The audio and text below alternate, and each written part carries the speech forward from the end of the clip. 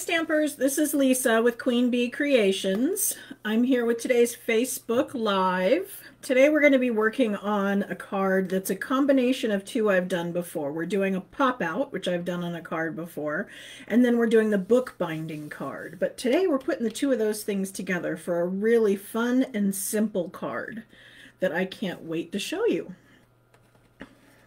Here it is in a Christmas version.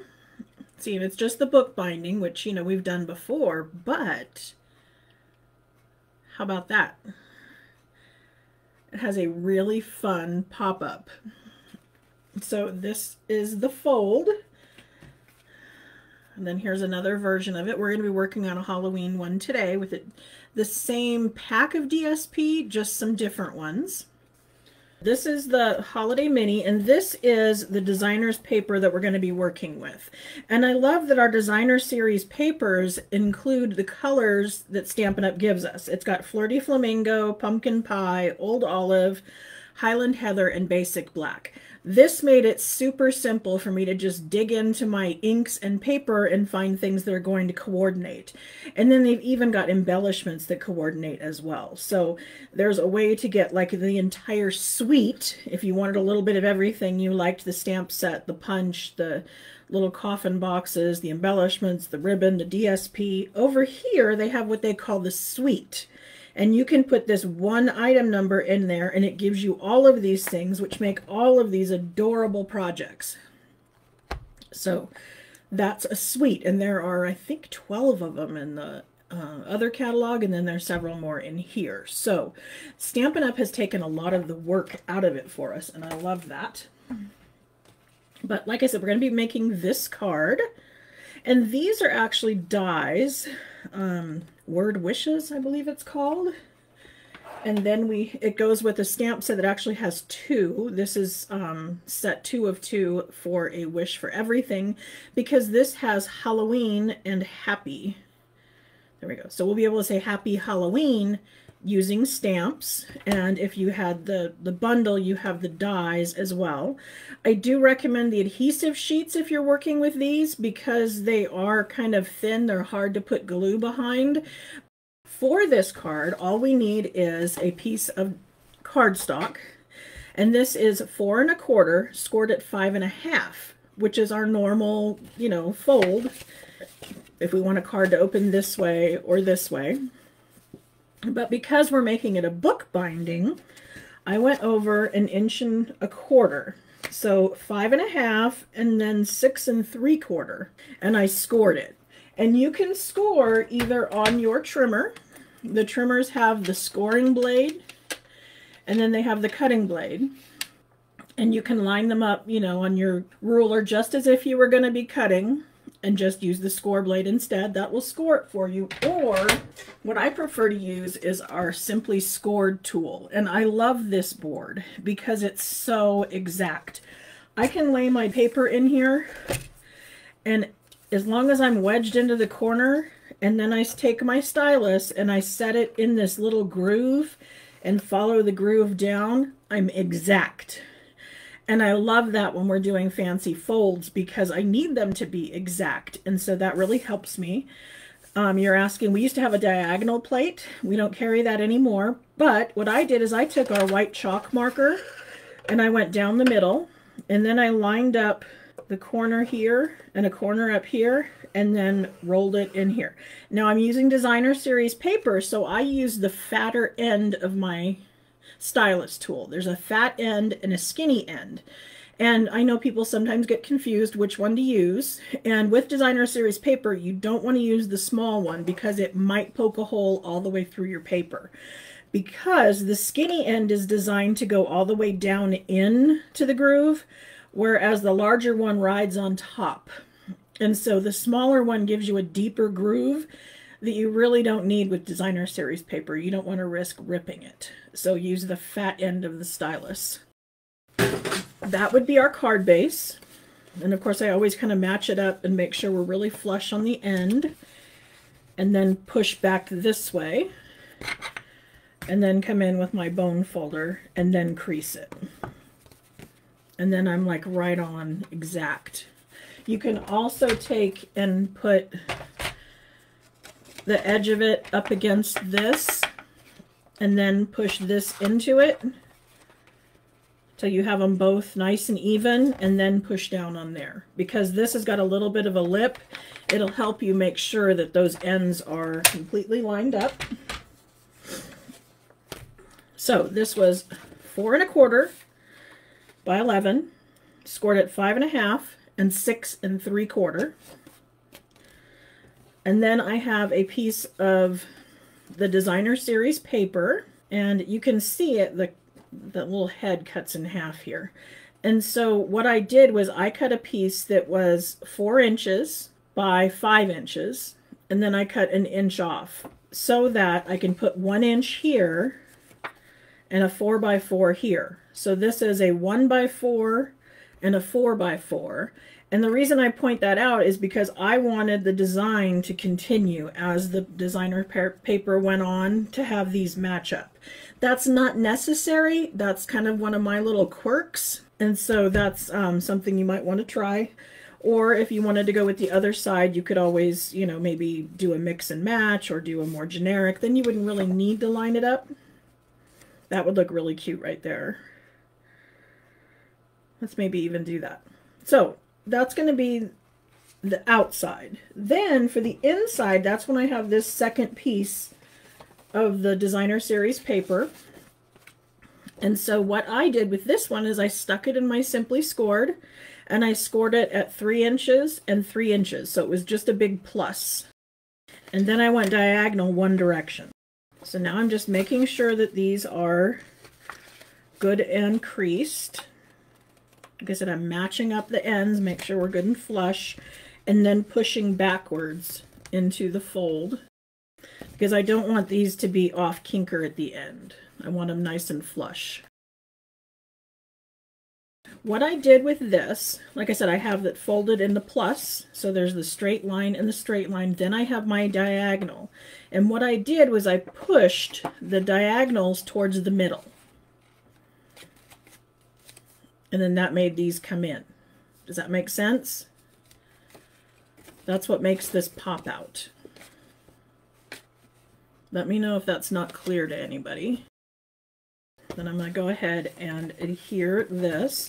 And you'll notice I have not adhered the middle yet. That's on purpose, because when we put the ribbon on, we're going to bury the ends. And if I glue it together now, we won't be able to do that. So there's our 1 inch strip. Now I want the bow over here. So I'm going to bring in some ribbon. This is the glittered organdy ribbon in black. We also have some in white in our new catalog. And I've got it stuck to the outside with a glue dot so that I don't lose the end and it doesn't unravel in my drawer. But I'm going to go ahead and put this on my bow maker tool. This is something that can be ordered on my website. And then it comes with PDF written directions, and it also comes with a YouTube video that shows you how this works. And then something I had not noticed before, but I want to point out, is somebody asked how my bows were so straight. And one of the things is that when I tighten it like this, I'm pulling it straight. And so I'm pulling the ribbon the same direction as the little loops are going, and that's what's going to make it keep that direction. If I had twisted it and pulled them this way or pulled them diagonal, that's going to make the bow twisted. So pull them straight in the direction of the bow loops. And then always have a second pair of scissors that you use as your ribbon ones. And then I'm going to come in here with some of our more sticky adhesive. This is the Stampin' Seal Plus, and this is because it's going to get so much movement. I want to make sure that there's lots of adhesive and it's good and strong. And I'm putting some in the middle to catch my ribbon when I wrap it around, and then making sure it's to the edges just for closing the card. But then I bring this back to the front. I'm going to set that down there and then wrap it around, and then it's ready to close. Okay, so now we're ready to put our insert in. And so that's, again, where we took this And I'm going to put some stronger adhesive on it because, again, it gets movement. This is usually too much adhesive for a normal card, but because it's getting movement, I'm adding a lot. And then I'm centering it in here. So I'm making sure that everything is pointed to the corners. Now, if you were worried that you weren't going to line that up quite right, you could take a pencil and you could mark at the 2-inch on all sides, because this square is 4 by 4. And so if you made your mark at every 2-inch, then you would know where to place this so that none of the points hang over the outside edge. They're all hidden within the card. And then we only put the one side on, because the next thing I'm going to do is I'm going to put adhesive on this side and then just close the card. And that's the easiest way I have found to make sure that the two sides line up and it closes perfectly. And there we go. There's our pop out. Now all we need to do is decorate. And like I said, I wanted to be able to say Happy Halloween. And so I've got these stamps. I also have this set here. I did not order the Halloween set that this paper coordinates with, but that would work very well. But this one is called Little Delights, and it has a little bit of everything. I like the kind of sets that have, this has birthday, fall, Halloween. This could be Christmas holly. There's a Christmas bulb. We have Merry Christmas, Trick or Treat, Ho Ho Ho, birthday wishes, thank you. It just does a little of everything. And so if you're looking for a stamp set that will do everything, this is a good start. This other one, A Wish for Everything, is good as well, because like I said, this has 2 parts. And so this is part 2. And it has kind of insides of the card. So you could make your outside with this set and then the inside with this. And this is all purchased together as one stamp set, and then there's one set of dies that will go with it, and we'll do lots of things to go with it as well. Like I said, it's got wishes, happy. The dies had Merry Christmas, Happy Halloween, Happy St. Patrick's. You know, a lot of the things that our other word dies did not cover. So I actually have both. I kind of wish they were in the same font, but they're not. But I do have words for each one. So I'm going to come in with Trick or Treat, and then Happy Halloween. Now I'm going to line this up on my grid paper so that the words are straight with the grid. Then I'm going to bring my block down, and preferably looking from the top straight down, you would place it down, and I'm making sure that my block is on a straight line too. So if my words and my block are straight, I'm supposed to have a good chance of stamping those straight. And then we can do the same thing with these. And I do use my stickers. I know some people say they don't. I hear it was more of an issue in areas that had high humidity, that sometimes they would fall off the block. I did find that if I kept my block very clean and the back of my stamp very clean, I didn't have that problem, but I'm not in a high humidity area, so maybe that had something to do with it. But now they have converted them, they're all sticky. So any red rubber one that you order out of the catalog will no longer have that cling adhesive. It all has sticky. And so it will stick on and off, and they don't fall off at all. So if you were worried about that, it's been fixed. And now this I'm going to stick over here, and it's going to go diagonally. So I'm going to make sure that my sentiment is diagonal as well. Okay, this pad looks a little funky. I am going to order a new one, but some of you may have noticed, and if you have, let me know, but some of our ink pads had kind of crystallized on the top, and I found most times that if I just took a butter knife and I used the little serrated edge and I scraped off the little crystals, it was fine. It's not mold, it's just little ink crystals. It has something to do with the way the ink is developed.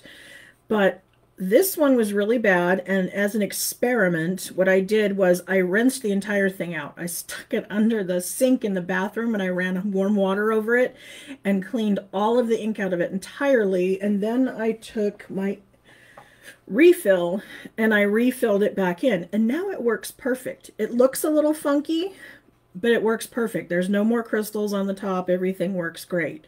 I know that's a little more work than we should have to do. So like I said, if you start doing it, let me know. I know Stampin' Up! Has replaced some of them as a defect, but I don't like waiting. They'll replace it, but I gotta like wait for them to answer my email and send me my new pad and all that. I was able to fix this in like 10 minutes, so I'm kind of happy with it. If it's just me, it's fine because it's on camera. I probably ought to buy a new pretty one, but it works. See, I have a perfect stamp. And then we're ready to put it on our backing. Now this is made with the Layering Circles dies. I used a straight and then a scalloped. Hi Sharon, welcome. Sharon was very, very smart and she saved a ton of money. She's one of my good customers and she buys a lot. And I said, you know, why are you buying through me? Why am I making 20% off of this when you could? So she signed up as a demo. She doesn't have to do parties, she doesn't have to do sales, nothing, but she gets a 20% off discount. And by signing up during celebration, she got a free bundle. So if you think you have a really long wish list and you'd like to save some money, let's talk, because you can get a free bundle and get $125 product of your choice for just $99, free shipping. It's kind of, I mean, to me it was a no-brainer, but let me know if you're interested. We can talk.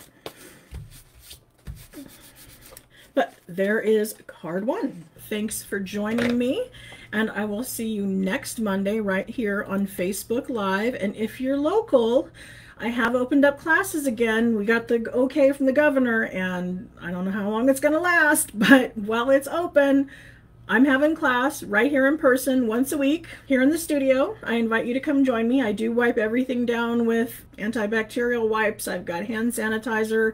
The blocks are cleaned between parties. I've had my shots. We're all good. I want to have fun, right? I'm even planning a retreat for next May. So say your prayers that COVID goes away and we can do our overnight retreat next May.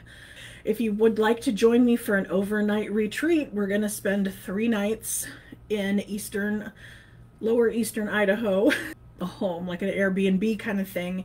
And we're going to have 3 wonderful days of crafting and prizes and pillow gifts. And I just wanted a weekend to spoil you guys rotten. So if you're interested in that, let me know and I will get you on the list. We can make payment plans if you need to. It's only going to be $250. So get your name on the list because I have limited space. I can't, it's because it's in a home, I don't have a whole lot of space. But if you want to join me for this retreat, I encourage you to let me know so I have your name down on the list. So again, thanks for joining me. I will see you next Monday right back here for Facebook Live. Thanks. Bye.